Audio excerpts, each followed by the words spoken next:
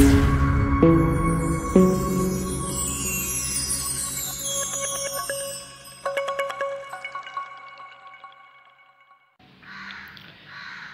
student, Assalamu alaikum. How are you? Hope you will be fine. Today we will learn about the second type of chemical formula is molecular formula. Okay. Dear students, हम chemistry का chapter number 1 fundamental of chemistry पढ़ रहे हैं, जिसमें हमने chemical formula पढ़ा था कि कंपाउंड को ज़ाहिर करने के लिए केमिकल फार्मूला यूज़ होते हैं। नेक्स्ट हमने इसकी दो टाइप्स पढ़ी थी, इंपेरिकल फार्मूला और मॉलिक्यूलर फार्मूला। इंपेरिकल फार्मूला हमने लास्ट लेक्चर में डिस्कस कर लिया, आज हम करेंगे मॉलिक्यूलर फार्मूला। तो मॉलिक्यूलर फार्मूला से पहले मैं हम इंपेरिकल फार्मूले में कुछ आपको बता दूं। इंपेरिकल फार्मूला आपको पता है, हम कहते हैं the simplest form of chemical formula, मतलब कि उसमें जितने भी एटम हैं उनकी रेशियो को सिंपलेस्ट फॉर्म में बताना क्या कहलाता है, इंपेरिकल फार्मूला। ओके, तो आज हम पढ़ेंगे मॉलिक्यूलर फार्मूले के बारे में कि मॉलिक्यूलर फार्मूला क्या होता है। ओके, लेकिन मॉलिक्यूलर फार्मूला के बारे में जानने से पहले मैं आपको बता दूं कि मॉलिक्यूलर फार्मूले जो मॉलिक्यूल है वो क्या चीज़ होता है। ठीक है, ये हम पढ़ेंगे, और मॉलिक्यूल और कंपाउंड के बारे में जो डिफरेंस है वो हम लोग पढ़ेंगे। ओके डियर स्टूडेंट्स, तो हमारे पास जो मॉलिक्यूल है, मतलब कि मॉलिक्यूल की हम डेफिनेशन अगर करें तो हम कह सकते हैं कम्बिनेशन ऑफ एटम, मतलब कि दो या दो से ज़्यादा एटम, दो या दो से ज़्यादा टाइप्स के एटम या दो से ज़्यादा एटम जब आपस में कंबाइन करते हैं, मिलते हैं, तो उनके नतीजे में जो प्रोडक्ट मिलती है उसको हम क्या कहते हैं, मॉलिक्यूल कहते हैं। क्या कहते हैं, मॉलिक्यूल। अगर देख लें, आपको पता है H2O को जो वाटर है इसको हम क्या कहते हैं, वाटर का मॉलिक्यूल कहते हैं। तो कैसे, अगर हम देख लें, हमारे पास बच्चे क्या है, ऑक्सीजन है। ऑक्सीजन ग्रुप नंबर 6 से बिलोंग करता है, और इसके आउटर मोस्ट शेल में हमारे पास 6 इलेक्ट्रॉन होते हैं। मतलब इसको स्टेबल होने के लिए कितने, मज़ीद 2 इलेक्ट्रॉन की ज़रूरत होती है। ओके, तो हमारे पास अगर देखें तो हाइड्रोजन जो है, हाइड्रोजन हमारे पास इससे बना ना, 2 हाइड्रोजन है और 1 ऑक्सीजन है, ऐसी बात है। हाइड्रोजन के पास 1 इलेक्ट्रॉन होता है। ठीक है, तो ये हाइड्रोजन क्या है, अपना डुप्लेट मुकम्मल करने के लिए इसके साथ आके बॉन्ड बना लेता है, और ये वाला हाइड्रोजन भी इसके डुप्लेट मुकम्मल कर इसके साथ बना लेता है। और इसके पास 6 पहले हैं, 2 पेयर हैं और 2 अनपेयर फॉर्म है। ठीक है, तो ये क्या करते हैं, इसके साथ रिएक्ट करते हैं स्टेबल होने के लिए। तो इसका 1 इलेक्ट्रॉन इसका 1 इलेक्ट्रॉन आपस में क्या करते हैं, शेयरिंग कर लेते हैं। क्या कर लेते हैं, शेयरिंग। शेयरिंग का मतलब क्या होता है, दोनों की इलेक्ट्रॉन की कमी को पूरा करेंगे, इधर भी आएंगे इधर भी आएंगे, और यहाँ पर भी ऐसा ही होगा। तो ये शेयरिंग करते हैं, और आपको पता है शेयरिंग के नतीजे में जो हमारे पास बॉन्ड बनता है उसको हम क्या कहते हैं, कोवेलेंट बॉन्ड बनता है। क्या कहते हैं उसे, कोवेलेंट बॉन्ड। मतलब कि हम कह सकते हैं जब कोई हमारे पास एटम आपस में कंबाइन करते हैं, कंबाइन होने के बाद में अगर वो शेयरिंग कर रहे हैं तो उनके नतीजे में जो बॉन्ड बन रहा है, कोवेलेंट बॉन्ड है, कोवेलेंट, अगर कोवेलेंट बॉन्ड की निस्बत बन रहे हैं तो जो प्रोडक्ट हमें हासिल होगी उसको हम क्या कहेंगे, मॉलिक्यूल कहेंगे। हम सिंपल कह सकते हैं combinations of atoms when form a covalent bond is called molecule. ठीक है बच्चे, 2 या 2 से ज़्यादा एटम जब आपस में कंबाइन करते हैं, और कंबाइन कैसे करते हैं, आपस में इलेक्ट्रॉन की शेयरिंग करते हैं। शेयरिंग के दौरान उनके दरमियान एक बॉन्ड बन जाता है, कोवेलेंट बॉन्ड, और ऐसे एटम जो कंबाइन करके कोवेलेंट बॉन्ड की निस्बत आपस में जुड़े हुए होते हैं, उनके नतीजे में जो प्रोडक्ट मिलती है उसको हम क्या कहते हैं, मॉलिक्यूल कहते हैं। क्या कहते हैं, मॉलिक्यूल कहते हैं। ठीक है बच्चे, नेक्स्ट हम देख लेते हैं कंपाउंड क्या होता है। कंपाउंड जो होते हैं ऐसे जब ये भी कम्बिनेशन ऑफ एटम, जब एटम कंबाइन करते हैं, कैसे कंबाइन करते हैं, मतलब कि आयनिक बॉन्ड की निस्बत। आयनिक बॉन्ड क्या होता है, कंप्लीट ट्रांसफ़र ऑफ इलेक्ट्रॉन, मतलब कि जब कोई भी एटम क्या करता है, अपना एक कंप्लीट मुकम्मल तौर पर इलेक्ट्रॉन ट्रांसफ़र कर देता है किसी दूसरे एटम को स्टेबल होने के लिए, उसको हम आयनिक बॉन्ड कहते हैं। और आयनिक बॉन्ड के नतीजे में जो प्रोडक्ट बनती है उसको हम क्या कहते हैं, कंपाउंड कहते हैं। क्या कहते हैं, कंपाउंड। ठीक है, सपोज कर ले हमारे पास सोडियम, ये ग्रुप नंबर 1 से बिलोंग करता है, क्लोरीन ग्रुप नंबर 7 से करता है। ग्रुप नंबर 1 वाला सोडियम के पास 1 इलेक्ट्रॉन होता है, और क्लोरीन के पास 7 इलेक्ट्रॉन होते हैं। आउटरमोस्ट शेल में सोडियम अपना 1 इलेक्ट्रॉन क्या करता है, क्लोरीन को दे देता है। ठीक है, जब ये क्लोरीन को देता है तो इस पर चार्ज आ जाता है पॉजिटिव, और इलेक्ट्रॉन क्लोरीन पर चार्ज आ जाता है नेगेटिव। ठीक है, तो इनके जो अपोजिट चार्ज हो गए तो इनके दरमियान एक फोर्स पैदा होती है, फोर्स ऑफ अट्रैक्शन, जो कि इनके दरमियान इसको आपस में जोड़े रखती है, और इस एक बॉन्ड बन जाता है, जिस बॉन्ड को हम क्या कहते हैं, आयनिक बॉन्ड। आयनिक बॉन्ड कब बनता है, जब मुकम्मल ट्रांसफ़र ऑफ 1 इलेक्ट्रॉन। ठीक है, तो आप लोग देखें कि कंपाउंड किसकी निस्बत रिजल्ट में बनते हैं, आयनिक बॉन्ड में, और मॉलिक्यूल कोवेलेंट बॉन्ड। जो मेन डिफरेंस अगर मैं आपको बताऊं, मॉलिक्यूल ऐसे वे कम्बिनेशन ऑफ एटम्स व्हेन जब हमारे पास कोई एटम कंबाइन करते हैं अगर वो इलेक्ट्रॉन शेयरिंग करें कोवेलेंट बॉन्ड के नतीजे में आए तो उनका जो रिजल्ट बनेगा वो हमारे पास मॉलिक्यूल बनेगा।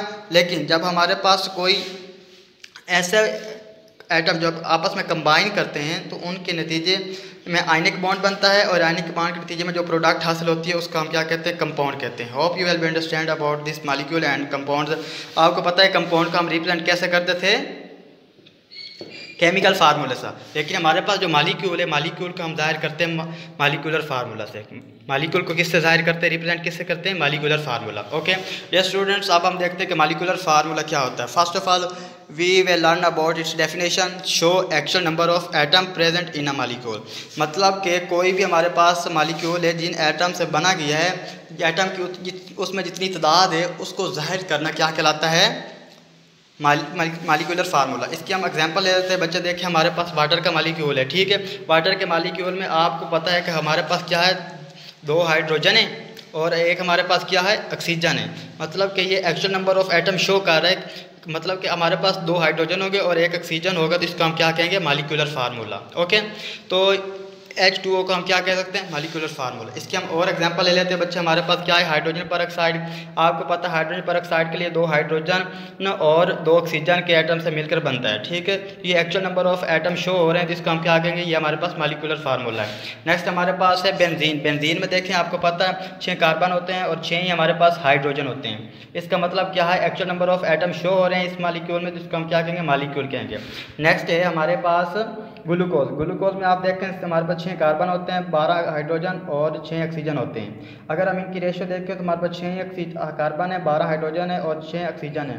तो ये actual number of atom show कर रहा है। तो इस प्रोडक्ट को हम क्या नाम देंगे, क्या है हमारे पास, मॉलिक्यूलर फार्मूला। और इसको हमने मॉलिक्यूलर फार्मूला कहा है, क्यों कहा है, ये actual number of atom show हो रहे हैं, ठीक है। और इसका मॉलिक्यूलर फार्मूला क्यों कहा है कि इसको मॉलिक्यूलर फार्मूला ज़ाहिर करते हैं। और इसको मॉलिक्यूल क्यों कहा, क्योंकि इनके दरमियान जो बॉन्ड है वो कौन सा है, कोवेलेंट बॉन्ड है।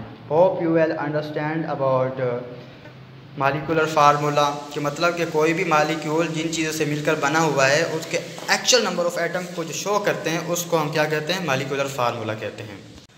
डियर स्टूडेंट्स, अब हमने कुछ करना है कि केमिकल फार्मूला के जो दोनों टाइप्स है, मॉलिक्यूलर फार्मूला और एम्पेरिकल फार्मूला, उनके बारे में दरमियान जो रिलेशन है उसको हमने ज़ाहिर करना, ठीक है। मैं इधर आपको बता देता हूँ कि M for molecular, F for formula, E for empirical और F फॉर फार्मूला, ठीक है। और N ये नंबर ऑफ एटम, वो मैं आपको बताता हूँ ये क्या होते हैं, ठीक है।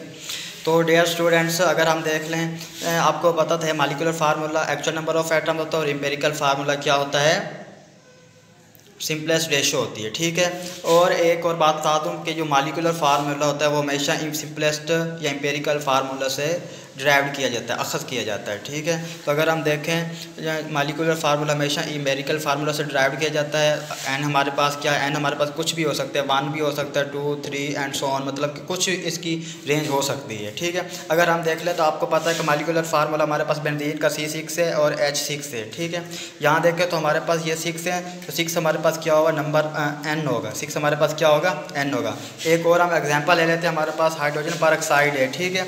हाइड्रोजन में H2 है और O2 है। तो O हमारे 2 हमारे पास क्या है, 2 हमारे पास डियर स्टूडेंट्स है 2, राइट निकाला, 2 हमारे पास है N नंबर, ओके। तो डियर स्टूडेंट्स, मैं मज़ीद आपको दोबारा एम्पेरिकल फार्मूले के बारे में कुछ बता दूं कि जो सिंपलेस्ट रेशियो होती है उसको हम क्या कहते हैं, एम्पेरिकल फार्मूला। लाइक आपको पता है कि हमारे पास C6H6 मॉलिक्यूलर फार्मूला है बेंजीन का, ठीक है। तो इसका एम्पेरिकल फार्मूला कैसे होगा, ये 6 आ गया और ये 6, अगर हम इनके सिंपलेस्ट रेशियो करें 6/6, 6 1 6, 6 1 6, ये आएगा। तो हम क्या करते हैं कि आपको पता है कार्बन, इसका मतलब हमारे पास 1 हो गया और हाइड्रोजन भी हमारे पास 1 हो गया। तो कार्बन हमने 1 लिखा था, हाइड्रोजन 1, और आपको पता है जब हमारे पास 1 है तो 1 हम नहीं राइट करते। तो ये सिंपलेस्ट फॉर्म होगी किसकी, एम्पेरिकल फार्मूला है, ठीक है, बेंजीन की। आगे नेक्स्ट आप एक और एग्जांपल ले लेते हैं, हमारे पास हाइड्रोजन परऑक्साइड है, आपको पता है H2O होते हैं और O2 होते हैं, मतलब कि ये एक्चुअल नंबर है, तो इसका मतलब मॉलिक्यूलर फार्मूला। अब हमने इसका बनाना है एम्पेरिकल फार्मूला। अगर हम देखें तो हमारे पास 2 1 2, 2 1 2, ठीक है। ये आपस में क्या आएंगे, काट जाएंगे, सिंपलेस्ट फॉर्म हो जाएगी। तो इसका हम क्या कहेंगे, H भी हमारे पास 1 है, O भी 1 है, तो ये हमारे पास क्या होगा, एम्पेरिकल फार्मूला होगा। नेक्स्ट हम एक और एग्जांपल ले लेते हैं, हमारे पास कार्बन 6 है, H12 और 6 है, मतलब कि हमारे पास ये क्या है, ग्लूकोज है। इसको अगर सिंपलेस्ट फॉर्म में करें 6 1 और 6 6 2 और 12 6 1 और 6, तो ये इसकी क्या होगी, सिंपलेस्ट फॉर्म होगी।